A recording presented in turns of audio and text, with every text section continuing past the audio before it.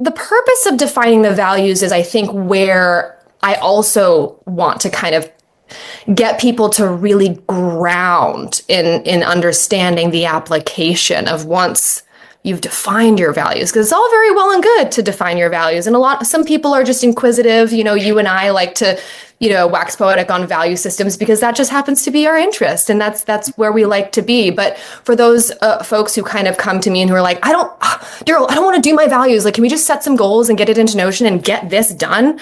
And I'm like, totally.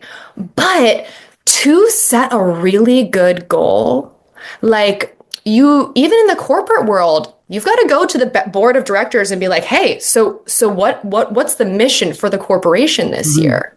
Mm-hmm. Right? So when it comes to values in the corporate setting, we understand that. But when it comes to a personal setting, we don't really allow that to come through, where it's like, okay, if my personal definition of freedom is doing what I want when I want to, I don't have enough money to do what I want when I want to. So I'm going to set a goal of making this amount of income increase by this quarterly date.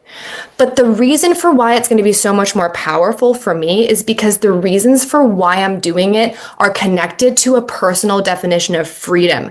And then my mission is connected to that goal. Whereas a lot of these entrepreneurial conversations are like, make money because that's what we're all supposed to do. Mm-hmm. Yeah.